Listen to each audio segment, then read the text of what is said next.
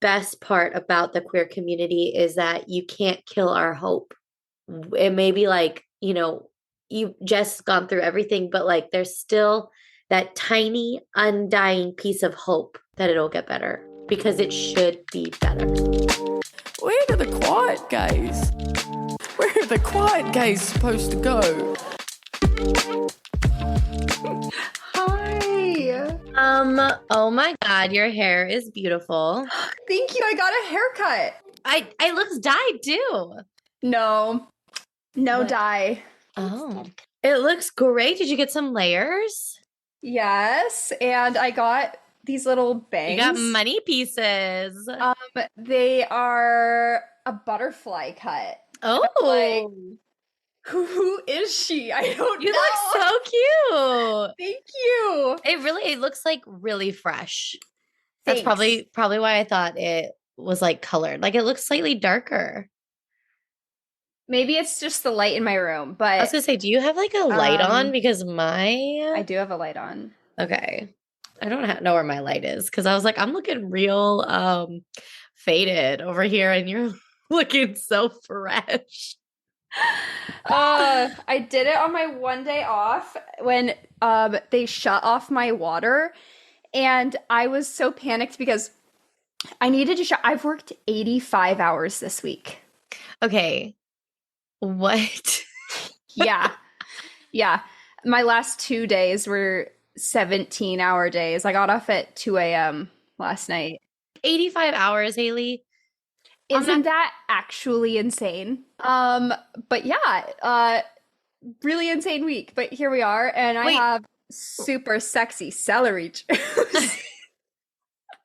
At least it's not your 2 years expired kombucha this time. Oh my gosh. Which did you end up drinking that or did you put it away like I said to? I listened to CNA certified Oh my God. Lauren and I put that away. That was more mom experience than any type of medical experience. That was just like, oh, that's gonna give you an upset tummy. Mm-hmm. Okay, that's For good. sure. What have you been working on? Are you working on your musical or what have you been working on? No, this week was one was a commercial and one was a music video. Oh, okay. Mm-hmm. You have your super sexy celery juice and I have my Diet Coke. I did it like the makeup girlies on TikTok like this so you could see it. Love it. Do you want to do our intro? Yeah. Okay. Hi, everybody, and welcome back to the Lesbian Book Club podcast. This is Haley, and I'm here with my wonderful co-host, Lauren. And today we're going to be talking about Stone Butch Blues by Leslie Feinberg. And I want to give a big trigger warning, and I want to ask all of you to please proceed with caution and really take care of yourselves. And just be aware before you listen to this of what the content is, because if you have any sort of sensitivities with violence, police violence, sexual violence, rape, gender dysphoria, please really consider that before you go forward with either listening to this or reading that book, because these things are all very present in this book. So just take care of yourselves. And I think that this was a very, very powerful read. And it's really special, but it is very heavy and devastating a lot of the time and very, very graphic. So anyway, I just want you all to be aware of that before you go forward. So stop listening if you have to. We don't mind. It's okay. Yes. And honestly, that trigger warning is for me because I don't feel like I normally have any issues with any of the things you said. But I didn't even finish this book. I think I got about 60 pages in and I texted Haley and I was like, Haley, I have to tap out. Like, I can't, I'm like already about to cry. I could not finish this book. It was like hitting way too close to home, especially in the aspects of like, it just doesn't matter who you are. If you're in any way different, you're going to experience some type of violence at some point. That's what this book was kind of showcasing. And again, that's not everyone's experience, but with my closeness to like certain LGBT people in my family and just knowing that this is a possibility for their life, things that could happen and it's so far outside of their control. I couldn't read it anymore and I felt bad because I wanted to read it because I knew how powerful of a story it was going to be. But I was like sobbing at work. I was reading it on my lunch break and I was sobbing. And my boss next to me was like, "Are you okay?" And I was like, "No, I can't. I guess I can't read this book at work." And then I tried again and I couldn't get through it. And it wasn't because it was graphic, it wasn't anything like that. It was more so thinking about the people in my life and if because they are different in any sort of in any way, the fact that this could be a road that they may have to walk no matter how much I love them, no matter how good of a person they are. I was like, I can't read it. I can't like I couldn't get myself out of the personal connections that I have. So Haley's really going to be spearheading this episode. And I was like, I will record with you, but you're going to have to like do a lot of the outlining of this book and she was good with that, so obviously thank you, Haley. But yeah, this book was rough and if you have read it or are considering reading it, just take care of yourself. It's a rough read for sure. Yeah. I think that is one of the things that makes this a very powerful read, and I believe that that's exactly the point of this too, is that this is a real story. And that's not to say that this is autobiographical and exactly what happened, but I mean, this is a work of fiction. But Leslie Feinberg did write this using inspiration from her own life. And many, many genderqueer people who were living through this period of time. It takes place in the 60s and the early 70s in America, and who have read it in other places in the world and express themselves just differently from the norm, have really related to this book and have had experiences identical to the one in this book. And so what really hits you hard as you read this is that this is a reality for some people. And while in the United States, this is not what a day-to-day life is looking like anymore for the LGBTQ community in the extremity in which the main character, Jess, experiences this, it was at one point, and in individual circumstances and events, there are still events of violence and extreme hurt and discrimination and hatred that happen.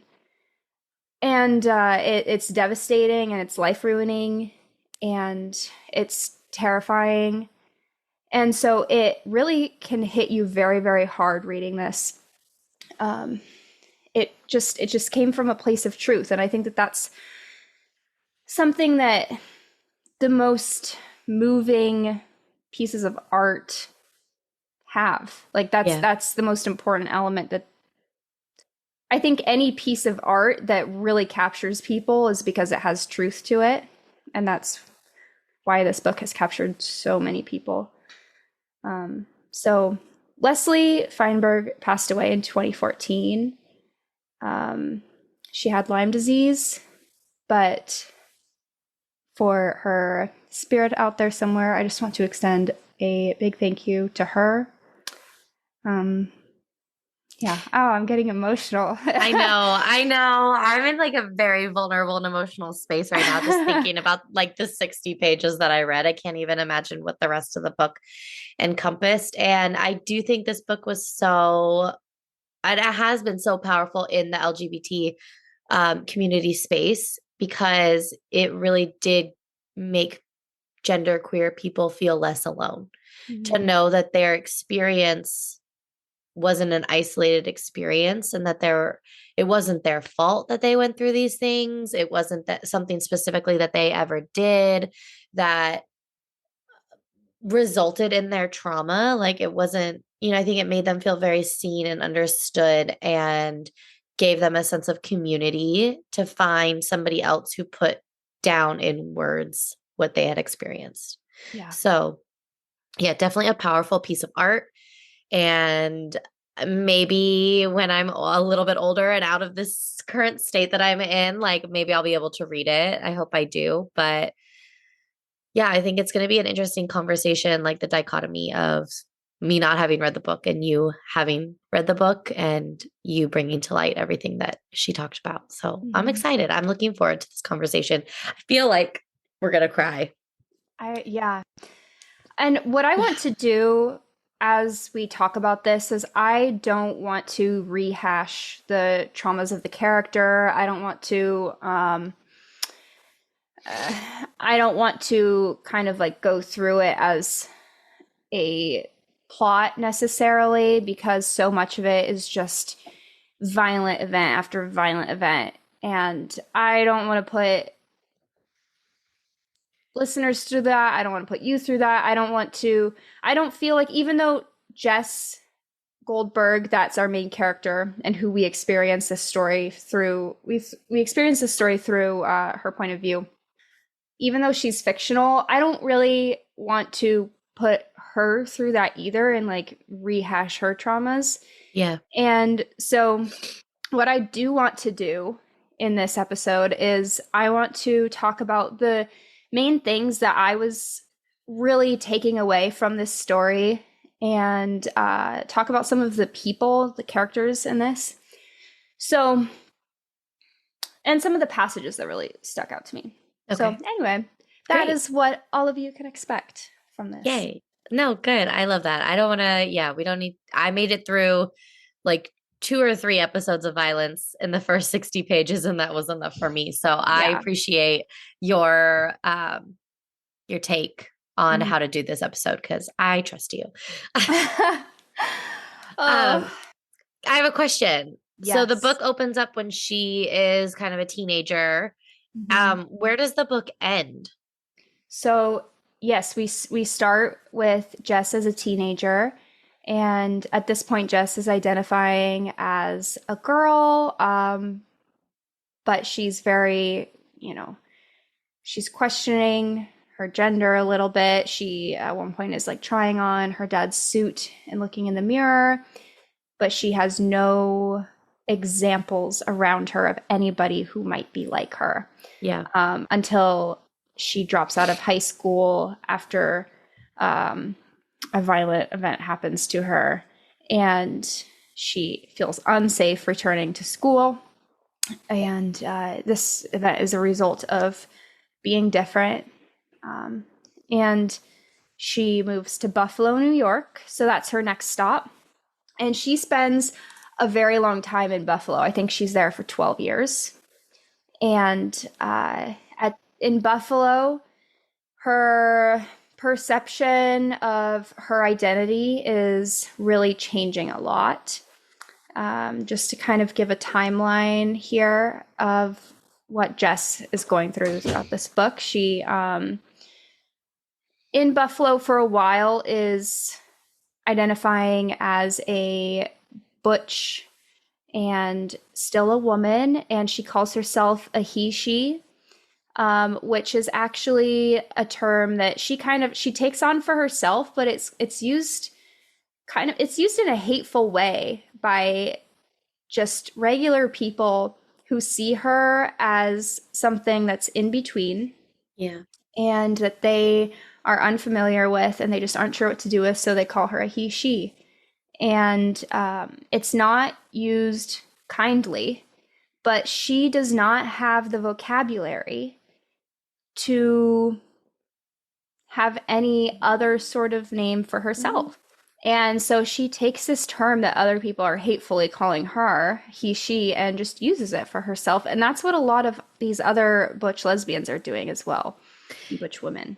Yeah, is it like in a way reclaiming the word for themselves so that it's not as hurtful?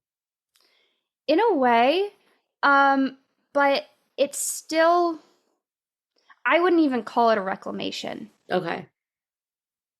because I don't think that that's the intent behind it at all. I think it's really just the only terminology that they really had found. Yeah, and I feel like their only existence has been an existence in shame. So Mm-hmm. to use a quote unquote shameful term for themselves is just another, they're just okay with it because they're so used to it anyway. So yeah, Yes. maybe not and again, I didn't read it, so I'm like going off of just, what you're saying and the questions I have about what you're saying, but yeah, it does seem like it wouldn't necessarily be a reclamation right now. Yeah. Yes, you're exactly right. But life is really, really hard for Jess and for everybody else in her community. Hmm. Her community, while she's in Buffalo at this time, and she really kind of finds herself as a lesbian and a butch woman in the lesbian bars, which she's able to find because a coworker of hers points her in the direction of these bars, Yeah. and kind of recognizes what she is because a friend of hers is also expresses themselves similar to how Jess does. And so this woman who's just a straight woman who's never really been around that kind of sees Jess, clocks her, and is like, hey, um, here's this bar if Yeah. you like are interested. And Jess at this point in time is like 18, just a little baby, um, all on her own. And so, I remember reading this part and thinking about the last night at the Telegraph Club, mhm, because when the main character's girlfriend gets called a butch, like a baby butch, and that kind of gave mhm, her like a sense of like belonging. Not that that's what happened necessarily here, but it is in a sense, and how these are roughly in the same time periods. And so it was interesting having that very optimistic sort of take on being butch. And it wasn't optimistic, but comparatively to this book, yeah, it was a very clean, almost optimistic look at being butch in the 60s 70s versus this being much more real life. But yeah, it did remind me of the last night at the Telegraph Club a little bit. yeah. And to your point, there is a character that, I mean, there's a couple characters that are older butches that Yeah. Jess really finds in this community at these bars and looks up to a lot. One Hmm. of which is Butch Al, who ends Yeah. up playing this really vital role at the end, Oh, that just absolutely wrecked me, and I'll get to later. But okay, because I read about Butch Al and I thought that she kind of disappeared she did. for a bit, Yes. along with what's her name? Jennifer? No, but with her girlfriend after a raid. Yeah, Butch Al disappears. Okay. And we find out why later. But Okay. um, Butch Al is very masculine, expressing Butch, and Jess really looks up to her and learns a lot from her. And throughout the entire rest of the book, which takes place over like 12 years or more, Jess thinks of her often. Um, and this, I think, just really made me think about like Butch Owl was kind of a legend, and there were a few of them. There were a few like legends in this community, and Jess kind of becomes one in her own right.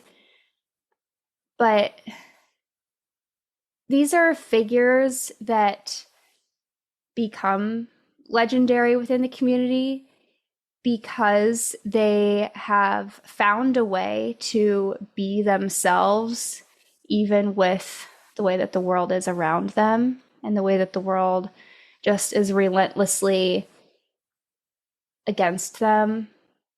Well, and they've just survived. Mm-hmm. So, you only get legends if they get older, and literal life is not even guaranteed in this community at this time period. So, any type of older butch woman is going to be some type of legend just simply for not dying. Yeah. One of our other old butches that we really look up to in this book ends up taking her own life. Yeah. And so this is another part of this book, is the intersectionality of identities was very important. Some of the drag queens and one of the butches were Black, and their lives were just multitudes harder in this time. They were not only dealing with violence and discrimination based off of hatred because of who they were in their LGBTQ identities and the way that they express themselves that way, but also because of the color of their skin. And something that happens to these people very, very often in the bars was there would be raids, and there was horrible police violence, and they'd get arrested, and just awful, awful things done to them. And it was much worse for people of color, and just very scary times for them. And yeah, and obviously we can easily pinpoint that that's due to racism, but I think the most nasty part of racism is the dehumanization. All of these people are being dehumanized, but then you add on the extra layer of the racism, and they're even further dehumanized. And when you dehumanize a group of people, it then becomes okay to do whatever you want to them and whatever you want to their bodies, because you're not viewing them as even people at that point. And yeah, I got to the second raid in the book when they took some of the drag queens, and Jess got put in the police car with the drag queens, and how they were like trying to, the drag queens themselves, the Black drag queens, were trying to like not hype Jess up, but trying to like be like, it's gonna be okay, like you're just gonna have to get through it type thing, because they know what's coming. Yeah. That's where I was sobbing. I mean, I sobbed like 4 times in 60 pages, but that was one of them. Mm-hmm. Yeah. Yeah. There's even, and the really hard part is that it's not just coming from the outside. Like the hate and the violence is not just coming from outside of the community. Yeah. It's within the community as well. At some point in this book, one of the Butch's names is Grant, and she has sort of some problematic things going on throughout the story. And one of these issues that happens with her is that she starts a fight basically against like all of the Black people in the bar. And what ends up happening is the bar bans, it's the lesbian bar, bans gay people. Or sorry, let me back up. Okay, what ends up happening is the lesbian bar, the gay bar, bans Black people. Right. And Jess goes in to argue about this because obviously that's crazy. and gets the bar manager or owner to, retroactively take that back and be like, okay, yeah, we're not going to do that. But really, there's many instances within this community, not just between races, but between the butches themselves, and just, I mean, we also see it like in the unions. One of the big themes within this is labor unions and organizing. And there's a lot of like within communities that are really oppressed and struggling, is they have been turned on one another Yep. by the oppressor, Right. and they are fighting each other and tearing each other down, and it's taking their attention away from what the actual problem is. Yeah. And I mean, like, Jess at one point is tearing down another butch because she loves a butch. And No. yeah, and Ugh. Jess was under the impression that butches could only love femmes, and she was like, well, Right. then who's the femme in bed? And the Oof. yeah, and the That's butch that so she was loaded. yeah, the butch, Frankie, I think her name is, that she was talking to, was like, so what do you mean, like, who runs the sex? Like, that's not the same as butch and femme, Jess. Right. And actually, let me find this passage because I thought that this was extremely poignant. But really, this is about distancing yourself from somebody else does you no good.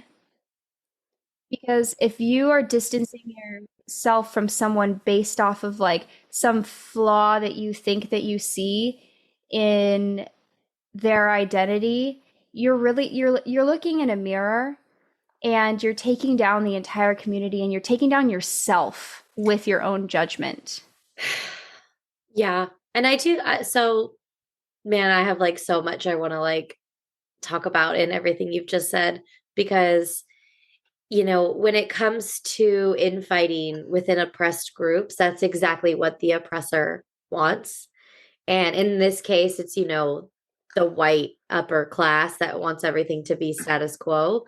And, when we talk about race and class and everything, ultimately in social systems, it should be class warfare, right? It should be the lower classes banding together to fight the oppressor. There's more of us than there are of them. But if you can keep the lower class fighting with themselves based on race or um, gender identities or LGBT issues, like if you can keep the lower class infighting, then the upper class is never going to be taken down. Systems are never going to be broken. Systems are never going to be changed. And that is so sad. And then to see even the most oppressed of the oppressed choosing to oppress even further within the group, it it wrecks the whole thing. And it just also screams of, especially in the case of like the two butch women who love each other, like heteronormativity of like, oh, there Mm-hmm. has to be someone who runs sex and there has to be like a receiver. And it's like, that's not how it works when you're outside of a binary or a norm of, like heterosexuality. If you're outside of that, you don't have to live within the same rules. You get to make your own rules. You get to make it however you want it to be. And they haven't had the opportunity. They don't even have the language yet to understand these things. And it's like when an abused person abuses an even more abused person, it's just that cycle of abuse, right? Like a kid is getting hit by their parents, so they're going to hit the dog. And it's just a cycle of like, well, I don't have any power myself, and you have even less power than me. So that puts me in a higher standing than you. And so I get to do what they did to me to you. And we just don't have to live like that. And I think we've done a lot of work within our own communities to rectify that, but there's still just so much further to go. Yeah. Did you find that passage? No. That's But okay. that's okay. Yeah. Um, yeah, I want to talk about community a lot, and I think that that is one of the very most important parts of this book. Yeah. But first, I'm going to get back to answering your question about where Okay. she ends up at the end of this. Okay. Okay, great. I Well, you did say it covers about 12 years, so it's not like it covers until she's old and gray and is looking back. She's almost 40 at the end of the book. Okay. Do we Um, know what the average kind of lifespan of like LGBT and genderqueer people were in this time? Only because I can't imagine it might be much longer than 40. I don't know. Yeah. Okay. I mean, the AIDS epidemic was happening. So definitely in gay men, it was shortened. Yeah. And I don't know about women, but Yeah. a lot of violence happening and definitely clearly suicides. And also just a lot of poverty and fear of going to the hospital. I mean, this happens to Jess multiple times throughout this story. And this is something that I hadn't even thought about, is that Jess experiences violence, like life-threatening violence multiple times, and at one point life-threatening illness, and desperately needs medical attention. And in the case of the illness, couldn't go receive it, and gets mystery drugs off the street from some stranger that just like found her collapsed on the sidewalk. Ugh. And then in other cases went to the hospital, committed fraud with a different name and like made up insurance, Right. and received initial treatment until like the cops came to take reports, and then dipped without getting the rest of the treatment. Yeah, because if you And go to a hospital, they're mandated reporters. If it looks like abuse, if it looks like anything, they have to call the police. And the thing is, the police are the abusers. So why would you want to go? Why would you want to put yourself in that situation if you know the outcome could be even worse than the state you find yourself in already? well, yeah, and they're arresting people. The police are at this point are just arresting people for the crime of being genderqueer. Right. So Jess was at risk of being taken into custody simply for being different, and also is at risk of getting an exam. I mean, at one point she had a horrible vaginal infection that she let go on for over a month because she was scared to go get an exam. And when she got there, nobody believed her that she had a vagina, and were horrible to her and would not like give her an exam until one doctor was like, "Wait, even if you're lying to me, I don't care. Yeah. Like, so what? I'll give you antibiotics, and like, what am I out? Right. What Like, does it have to do with you? I How is it gave going to you a affect you? script for antibiotics. Who cares if you're lying to me, but if you aren't lying to me and I let you leave and you die, or like something horrible happens to you because I just didn't believe you, like that's terrible. So I think that's a really great perspective. And I think about this a lot with, I mean, people, this is kind of a tangent, but people always say this with like people living on the streets, is like, don't give them money. They are going to use it for drugs and whatever. And I'm like, okay, maybe they will. But if they're saying they're hungry and they need money for food, and I don't believe them. Like, I'm sure they are hungry, and if Right. they need money for food, like, who am I to be like, no, you're going to use it on drugs? Right. It's And the also, same. yeah. It's And how does it hurt me if they then turn around and take my $5 and use it on drugs? No. Oh my gosh, I love it. That was my mom's mentality in teaching me and my sister about, giving and like, the unhoused population and everything. She's like, I don't care what they do with the money I give them. I'm giving it to them. Do I want them to spend it on drugs? No.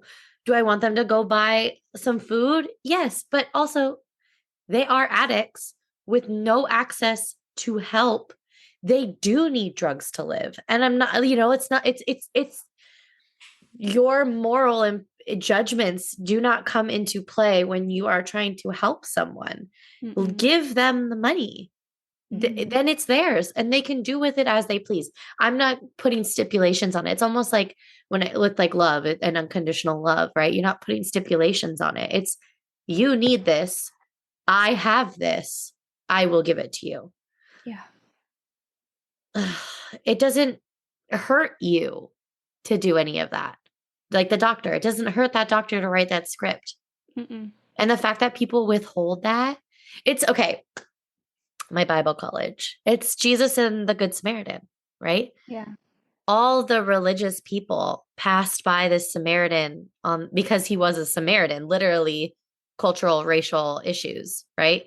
Even though they're supposed to be like the arms and hands of God. And then a Gentile person who wasn't raised within Judaism or anything like that, who was supposed to be a pagan, basically, is like, well, I'll help you. It doesn't matter. You're a person and I'm going to help you. And God, I just wish we could live like that. I wish, oh gosh, it's just the worst thing in the world. Yeah. Yeah. There are a few allies in this book, like that doctor, like there's a man, Duffy. He's a labor organizer. He is just this really wonderful man who is out there, a normal guy trying his best to. He's a labor organizer. He's an ally. He is trying to lift up people of color in the workplace. At first, he's not really like getting what the issue is with the butches at the factories and like what their struggle is. And then once he kind of sees it himself and has a conversation with Jess, he's like, oh, I didn't realize you guys are struggling. Let me be on your side. Let me help you. And he does that. And he makes some mistakes. He misgenders Jess. Sure. And it costs her job. Oh no. She loses her job, and that like is actually devastating for her. She loses her job many, many, many times in this book, but this one was really kind of the last nail in the coffin for her in Buffalo, and a big kind of one of the big catalysts for she ends up moving to New York City, which is where she ends the book. But okay. She ends up forgiving Duffy at the end of the book for this mistake, and Duffy is so sorry for this mistake. It was a true mistake. But she was really hurt for good reason. So the misgendering, he used she, her pronouns when referring to her. At this point in the book, she was living as a man. Okay. So here's what happened. Let me update you on the timeline here, all the hot goss on the gender orientation of Jess Goldberg. Okay. So it was really, really hard to survive as a woman who just didn't present like what the world would consider a normal, like, feminine woman. right? At this point in time. And that was just brutal. And Jess felt like she could not survive anymore without making some kind of change. What that was, she didn't know. She didn't feel like a man, but she had seen one of the butches that she looked up to before had been taking male hormones. And she thought, well, maybe that's what I should do. And so she makes the decision to start taking male hormones. And this has really big ramifications for her. This was not done lightly. This wasn't like on a whim. This was thought out for a very, very long time and was done for survival purposes. So is Jess trans, or is she trying to just survive? Trying to just survive, really. Okay. But was like for years and years was living like as a transgender man. Okay. Using like presenting to the world as Jesse, a man. Okay, but was that Taking like out of choice and like desire, or was it like my life will just be easier if I do this? Do that was you the know the reasoning. difference? Like, So Jess was not feeling like I am a there wasn't this feeling of like I think I'm a man. okay, that's what I was wondering. Yeah. Okay. It was there was a lot of just identity crisis and like confusion and not Sure. understanding, because I think what was happening with Jess is she felt somewhere in between. She didn't feel like she fit on the binary, which Right. so many people don't identify as either male or female. They, identify somewhere in the middle. Yeah. Or feel fluid. And so that's where we get like gender fluid and non-binary. And Right. those terms just weren't really floating around back then. And so Jess didn't know what this feeling was that she was having. And so she's just confused and didn't know what to do. And is like, well, if I am not feeling right as a woman and the world is like going to kill me, maybe I should be a man. Right. Yeah. So survival. Yeah. So she starts taking these hormones and the world starts to recognize her as a man. She has a beard, her voice steepens, her body changes. She gets top surgery, which is like a back deal at a hospital where basically like she is sort of snuck in and snuck out, gets no like aftercare, very sketchy situation. Yeah. And the nurses like treat her terribly. Oh no. Yeah. So gets top surgery. Okay. And is actually very, very happy with this top surgery. Like feels a lot of gender euphoria from this top surgery. I have another question. Yes. So when in the LGBT community, we talk about stone butches, did Jess explain, or like Lisa, the author, explain what that meant? Yeah. About like body and about like the way they approach sex. Like, and it's not all about sex, obviously, but like the word stone kind of does, from my understanding, which is somewhat limited, what that means. Did she explain that at all? Yeah. So the stone part means basically there's like stone walls up inside, and they have a hard time letting others access them, both Physically emotionally and phys- physically. Okay. Kind of like, I mean, I think that a modern term that some people use is, oh my God, now I'm blanking on it.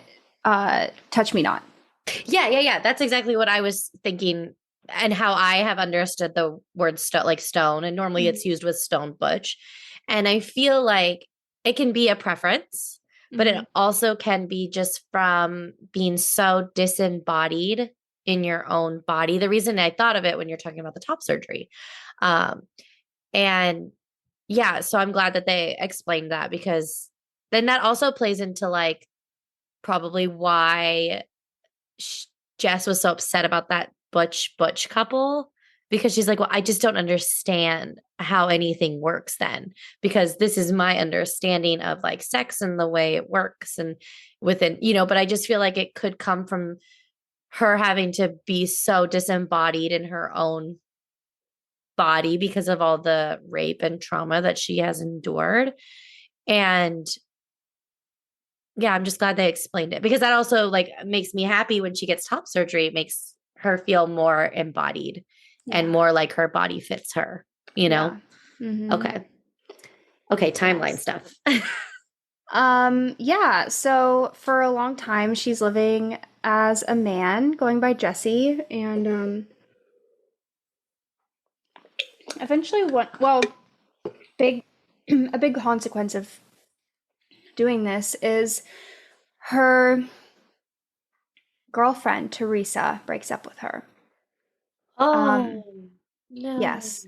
Yes. Teresa is a high femme woman Okay. who they had been having some relationship issues. They lived together. They were having a hard time communicating. Um, and Jess was very much in love with her. And I think Teresa was very much in love with Jess. But Teresa told Jess, if you get that surgery and if you start taking these hormones, I cannot be with you because I cannot be with a man. Oof. Yes. And her reasoning for this was, even though I love you, I have worked too hard to come out as a lesbian and be who I am as a lesbian to go back on that. And you being a man would be basically like giving up who I am. Yeah. Um, and Jess was just devastated by this, begged for her to change her mind, and was begging for her to see, like, this doesn't change who I am. Like, I'm doing this because the world is going to kill me. I'm not changing at all. Like, it's me. Can't you see that you love me and it's me inside? And there was no changing her mind. And Teresa kicked her out. And she went and stayed with a friend and left. So um, that was the end of that. And this book actually is a letter to Teresa. Oh, that's who it's to. Okay. Yeah. Because that opening letter was something. I It was beautiful. It was heartbreaking, but yeah, the book opens with this letter to who I now know is Teresa. And for this more context, and it's so much. It's overwhelming how much these people have to deal with just to be themselves. Like the problems that LGBTQ people face within their relationships, there's so many more societal dynamics to navigate that make the relationships just 10 times harder than normal relationships. Normal, quote unquote, of course, normal, heteronormative relationships. Like, yes, they have problems, but they don't have the whole societal discrimination to deal with as well, right? And to Mhm. navigate. And it just makes it that much harder to sustain loving relationships. Like, Yeah. what straight couple is going to have to deal with, like, if I transition, are you still going to love me because your identity is wrapped up in being a lesbian? Mhm. And now I'm a man. So it's so much harder. Yeah. And this is where this distancing thing actually came up, is Grant, the one who started that whole like race thing at the bar. makes this comment to Jess because Jess and Grant talked together about they were going to both take these hormones. Oh, And Grant decided not to. okay. And um, at the end of the book, Jess finds her old friends and gets back in touch with them and is able to kind of catch up. And Grant says, well, I'm glad I never took those hormones. Like, you look like a man now. Because Jess one day was like, I don't recognize myself. I'm not a man. And just stopped taking the hormones. Oh gosh. But what happens is, like, once your body, you've been on these hormones for so long, your voice doesn't go back up. Like, her voice just is permanently low. Okay. And sounds like a man's voice. And there's other, like, physical characteristics that just kind of Right. stay the same, but also other characteristics went back to more feminine. And so really Jess became very androgynous. Right, because it's not like she's, I'm assuming, taking these drugs under the guidance of a doctor. Probably not. Yeah, like where she can wean off them or get the proper dosage. Like, I doubt there was a doctor that she had access to that would do that with her. She's probably getting, like, I'm assuming, getting them off the street too. So, In the very beginning, they came from a doctor, but then I'm not sure after that. yeah.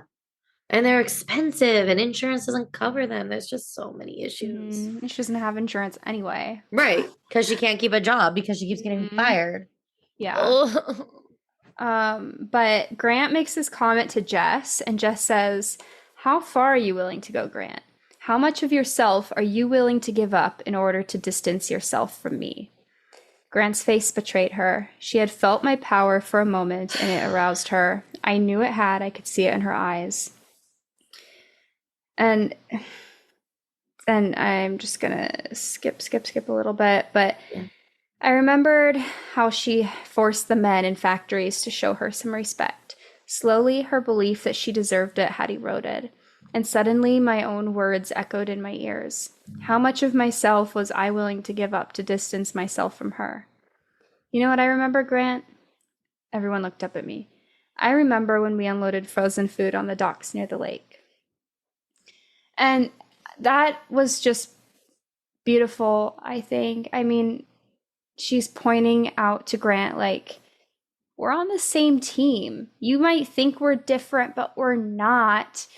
And then in calling Grant out in front of all of their friends, she remembers, okay, I can't humiliate Grant and separate myself from her. I have to now put us back on the same team.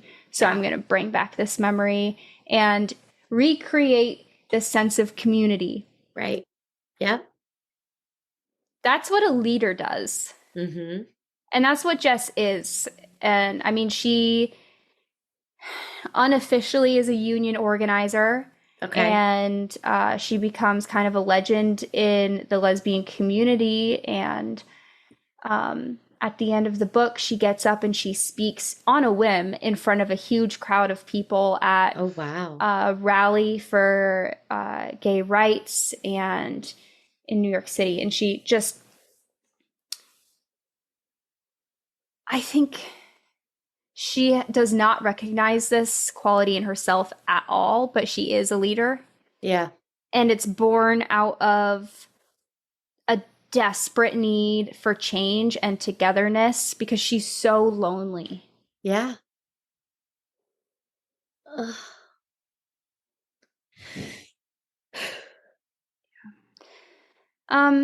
Next in our timeline. So she has moved to New York City.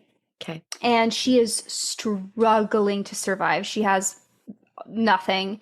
She is homeless and living in movie theaters because you can pay like to just stay there all night and basically just watch movies all night. Kung fu Right. movies. Okay, So great. that's what she's doing. and ends up getting these like typesetting jobs and builds herself a nice home in an apartment that she loves. And then the landlord is unable to sell when he's trying to sell, and without telling any of his tenants, he burns down the building. It has everything in it, her wallet, her paychecks, all of her Ah, belongings, like her special keepsakes, oh everything no. that's precious to her. So now she literally has herself and the clothes on her back and has to start over again and is back to sleeping at the Kung Fu movie theater in Times Square. And after working again, she gets herself an apartment. And this is where we meet Ruth. And Ruth is a pivotal character that Okay. we meet very late in this book, but Ruth is a transgender woman Okay. and is Jess's neighbor.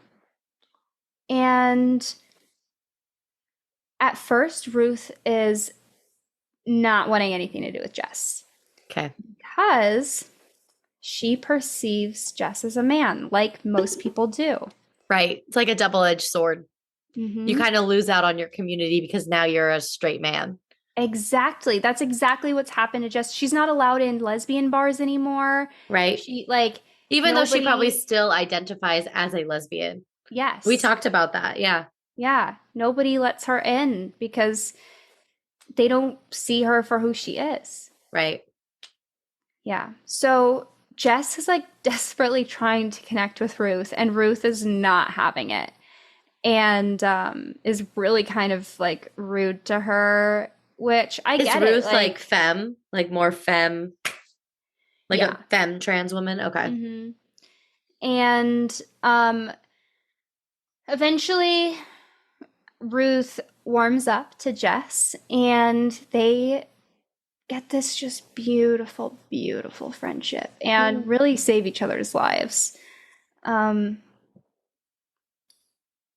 Jess was so lonely and starved of any kind of companionship and love. Yeah.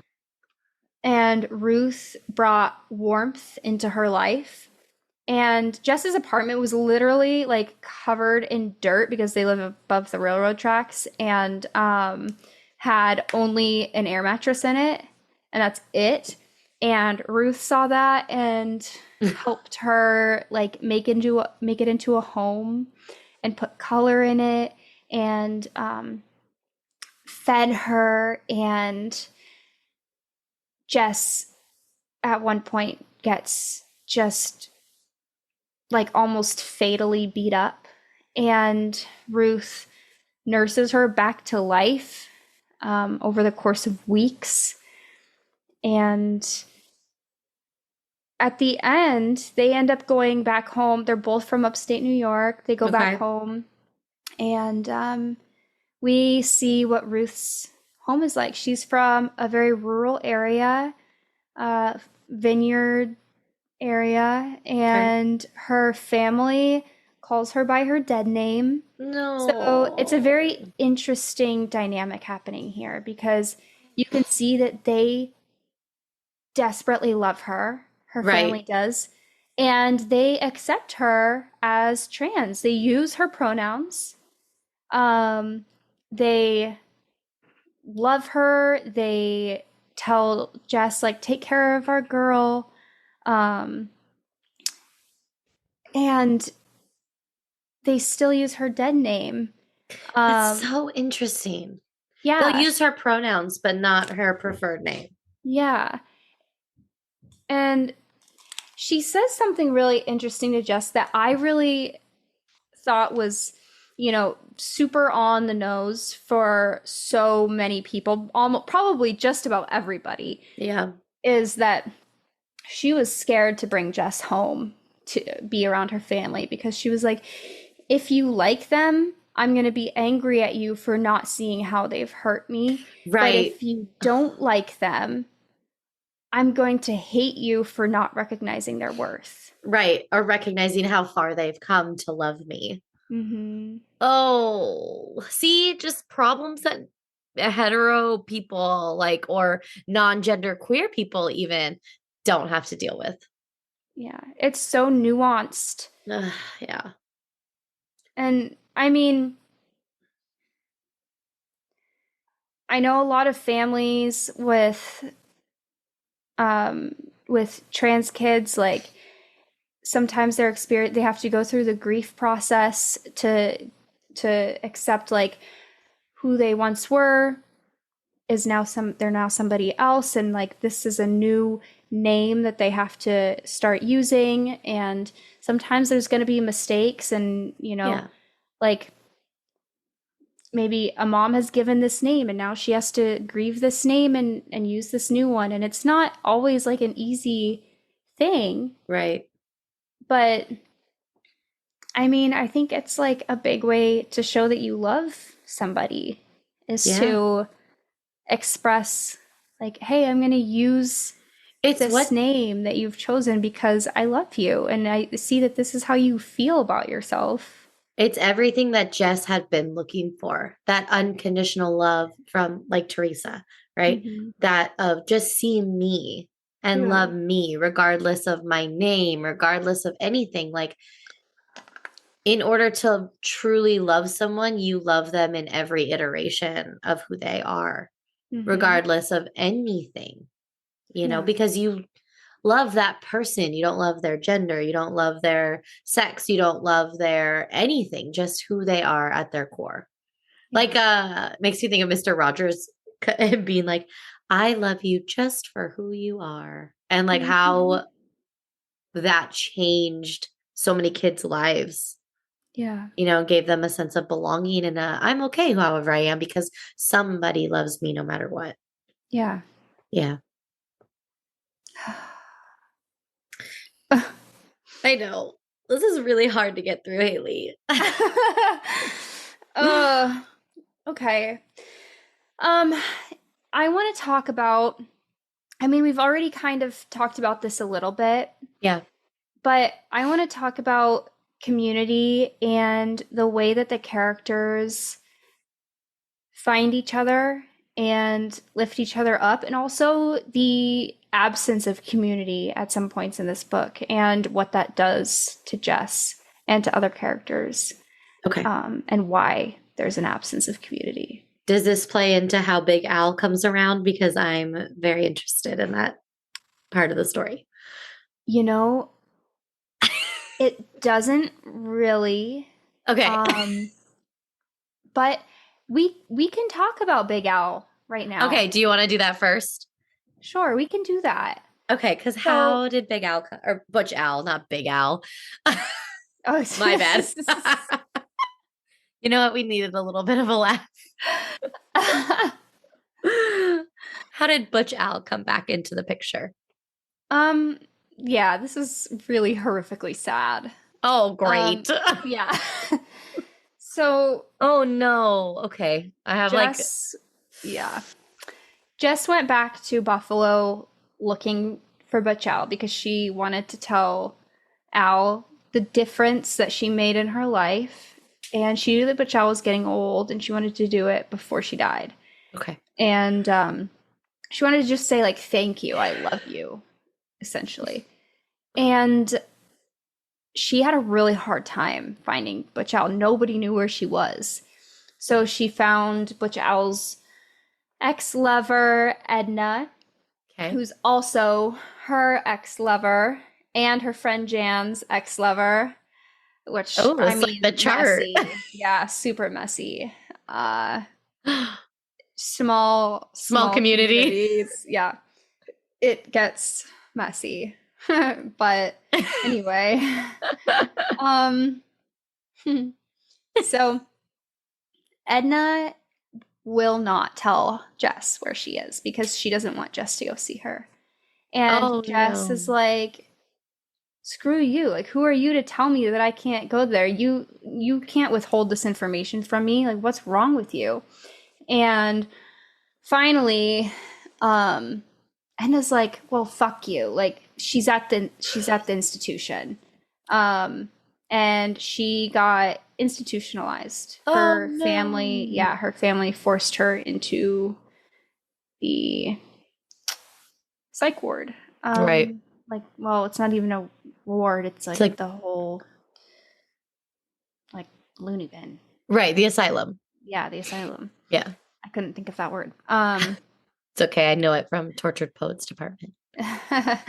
So Jess goes there and is very scared that she's going to walk in and they're going to see her and be like, "Oh, you belong here too," and force her to stay.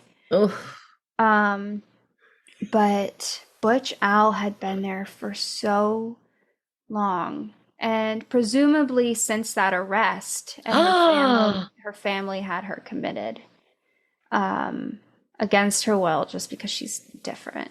right. Well, and she was probably going through possible psychotic breaks from the trauma she had endured in custody. Like, I- d- oh God, that's horrible. Okay, so she's been there what, 12 years? 10 years? At least. Okay.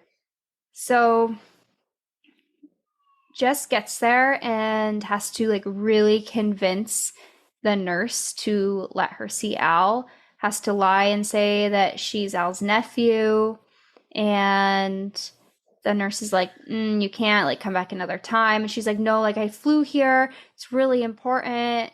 I'm only here for today. I like have to see her before I die. I haven't seen her, or before she dies. I haven't seen her in so long. Like, please, it's so important to me to see my aunt."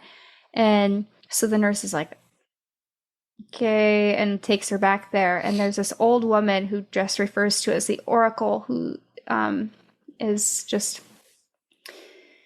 like grandmother aged and is yelling at Jess like, "I told you over and over and over again not to come here. Don't talk to her. You can't talk to her. She's gone. She's gone."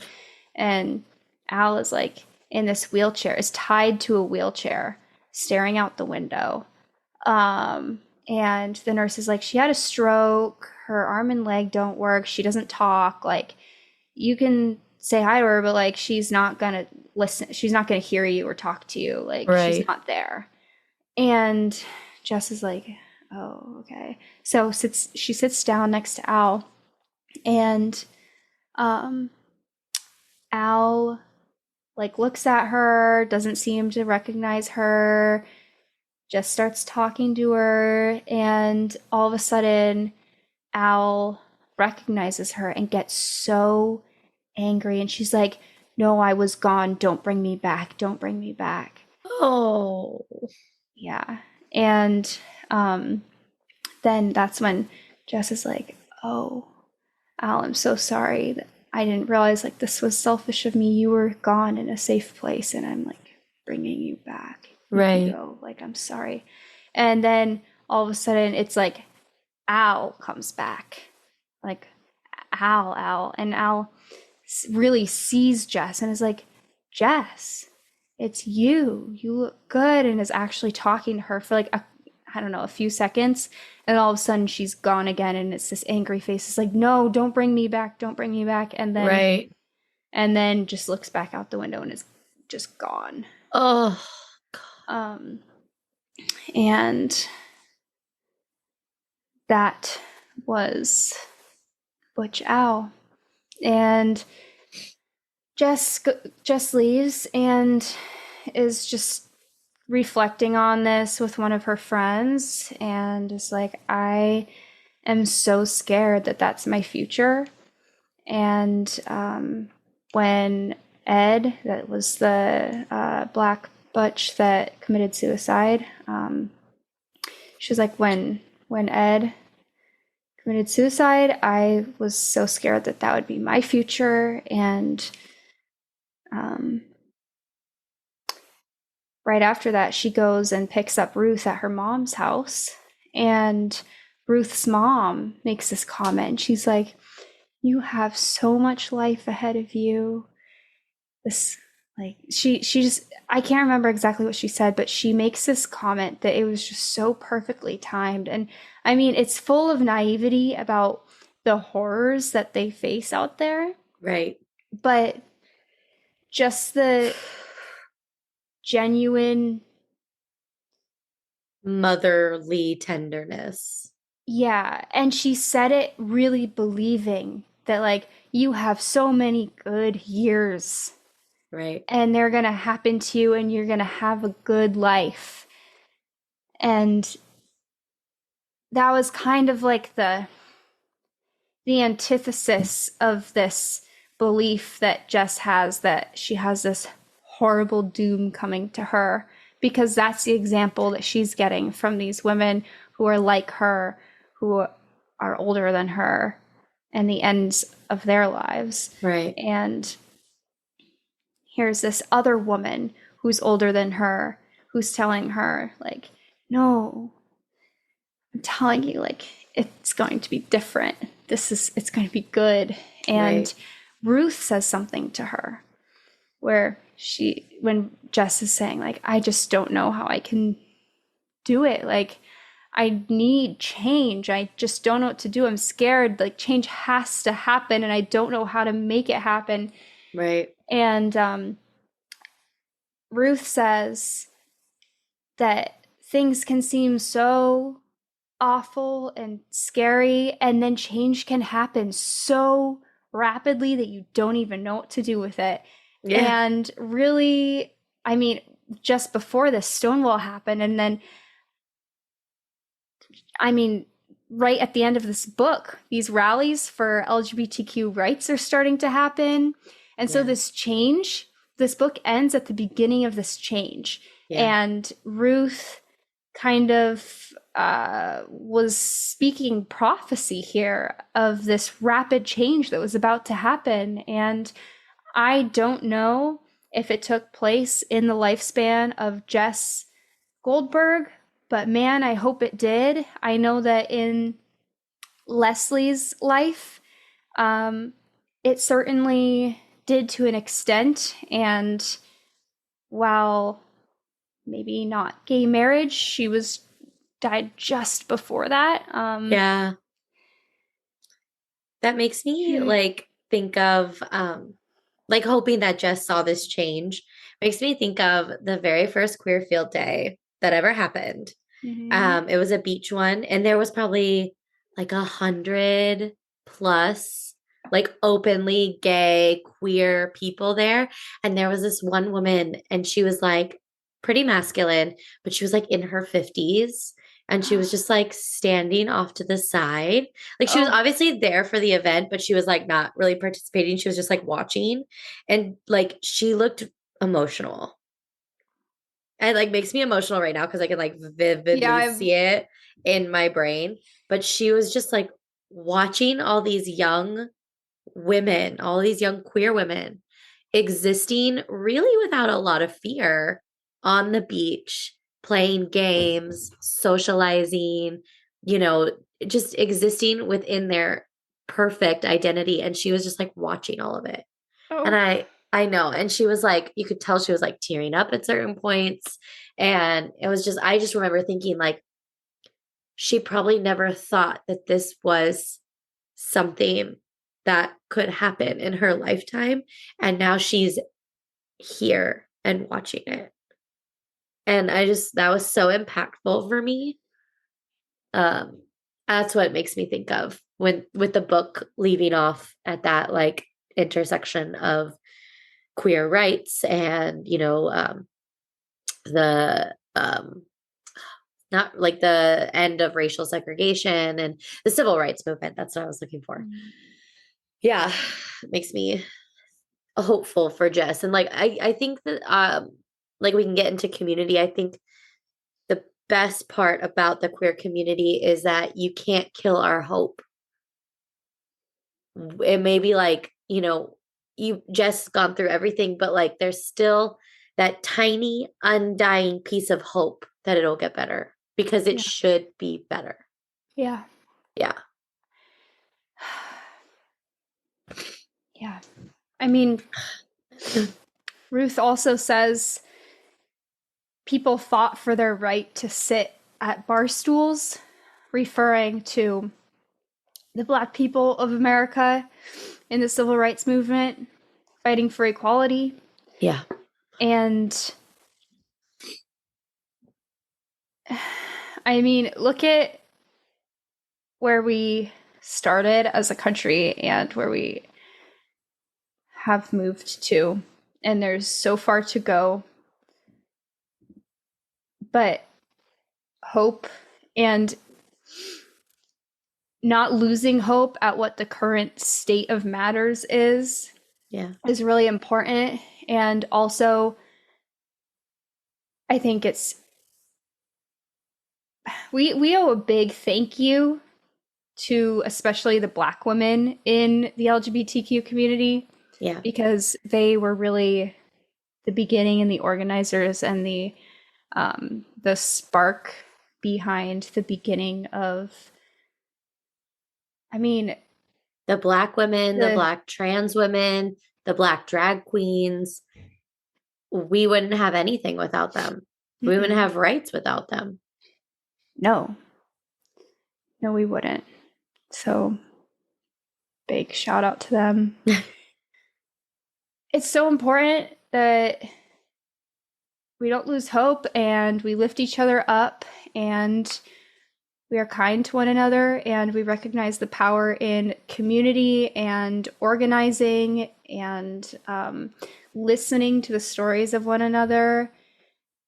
And just, I think, being aware and educated on what's going on, because it's very easy to get isolated when you're in a community that is getting oppressed. And I mean, that happens to characters in this book. It happens to Jess. And when you don't have a community to lean on, that's when things get really dangerous, when there's no resources. Yeah. If you can't communicate with one another, if you can't safely gather. Yeah. That was a big thing when it was illegal or to gather, but also when like even just two people who were going out and were looking different, like Jess and Ruth never went out in public together because they were scared to attract attention to themselves. And if you can't go out and meet in public, that makes it so much harder, to find community. And even if you see somebody else who's like you in public and you just quickly look away and you don't draw attention to one another because you don't want to draw attention to yourselves and put you or the other person in danger, you never can make connections, you never can make community. And then you don't have resources, you aren't able to communicate, you aren't able to organize. And then when something happens to any of you, you're isolated and you have no way to lift each other up or to lift yourself up. You can't do anything about it. People get hurt and killed and are stuck in this cycle of poverty and hurt. And it's really hard to get out of. And so that is the power of community and being together. And I think that is so important to remember. And that is a really big thing that this book points out to us. Yeah. Isolation will kill you, whether it's mental health wise, whether it's a lack of resources. If Jess didn't have Ruth when she got beat up, she would have died. Jess would have died multiple times throughout this book if it had not been for her community. And that's still the same today, whether it's facing, beatings or whether it's facing emotional pain. Like, you can't get through either of those things without your community, without your friends who are like, I know where you've been, I know what you're going through. And like, kind of like the older butch women being like, you will live. And you have to deal with it and you will be okay. I've been through it and look, here I am now. Yeah. And this seems very relevant in places, especially outside of the US right now, because I mean, like, we have things like Queer Field Day in the United States. We are allowed to gather and it's not illegal. We're not getting arrested for being out on the streets and being gay at this point in time. Well, In some places, yes, but where we are, well, even in LA, it can be, but it's not as prevalent. I totally hear what you're saying. But like thinking about places like Ghana just had that big event where Yeah. it was criminalized to be in the LGBTQ community. And I mean, there's lots of places in the world that it is illegal to be gay, where you Yeah. could be killed or imprisoned, and it is dangerous to be gay. And It's dangerous to my, exist outside of any societal structure of they think a man is and what they think a woman is. It is dangerous. yeah, my heart goes out to them, and I hope that we can remember from our point of view of where we are now Hmm. and the freedoms that we have been gifted by the people before us and not leave people behind. Yeah. We can't forget about the people who aren't in our exact circle, who are literally just trying to exist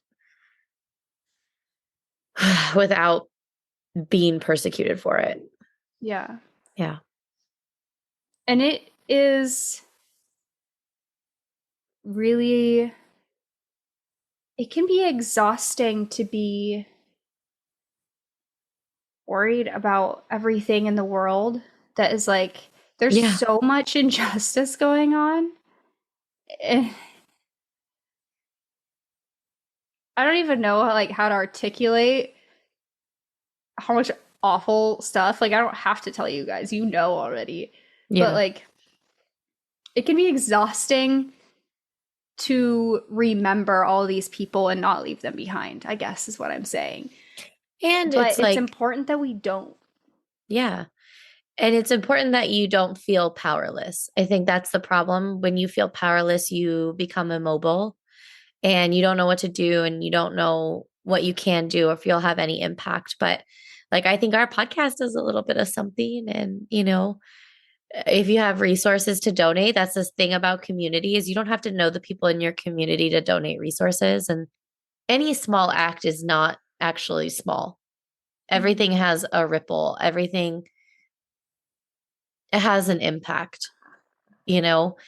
And it is our job to show up for our community, whether that's in Ghana, whether that's in, Russia, whether that's here in LA. You have to show up. You can't just exist without community or your mental health will not be good and maybe not even your physical health, right? Like safety in numbers. Yeah. Well, and then like if we want to look at it from a purely selfish point of view, what happens down the road if for some horrible reason, God forbid, the tides change and all of a sudden like our fortune is different and we need help Yeah. and we didn't help them, then what? Yeah. Like that's what community is we all help each other and we can't just like think that we're fine now. We don't have to think about the people who aren't. Right. Exactly. And we also can't forget that there isn't a solid fence around the LGBTQ community. Like there's so many intersections of identities within it. So we have to think about that. Like there's so many religions and races and identity, like different identities and cultures within this community, and we can't leave anybody out and forget them. And we just have to lift each other up, guys. And that's a lesson that Jess learned. And that's also something that Leslie was a really big activist about. And if you go to the back pages of this book, you can see there's so many links of work that she did. And she did a lot of work like against the Nazi party. And I just think in honor of Leslie, like maybe let's all, if you're listening to this go do a good deed. You don't have to tell anybody about it. Go and find some way to help your community. Yeah. Whatever community you're a part of, in honor of Leslie Feinberg, please go help your community. This is my call to action for this podcast. Yeah. I love it. I second that call to action. Yeah. And I do want to touch on a little bit of like race stuff before we like finish up, is especially as white women in this community, it is important for you to listen. And it's okay to feel offended. You will get over it.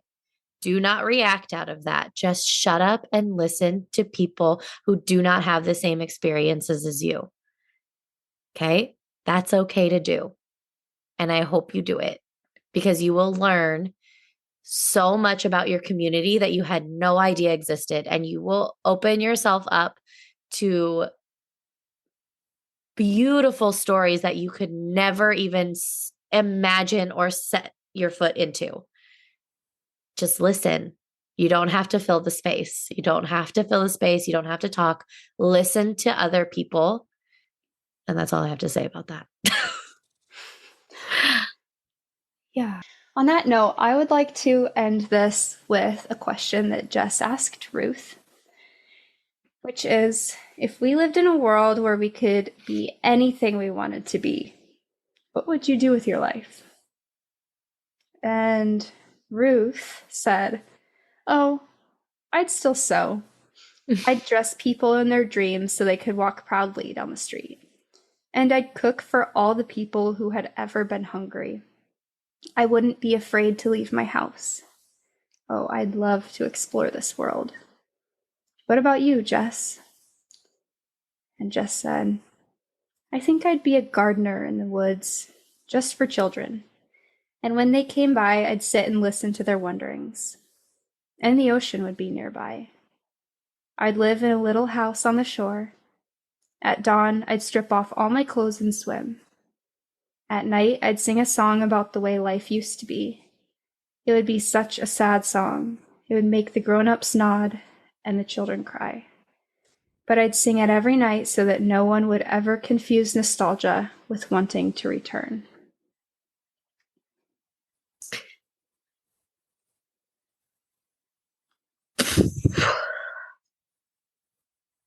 I think we're just going to say that's our episode. And we love you guys. Thanks for listening. Be kind to each other. Be Bye. kind to yourself. Bye.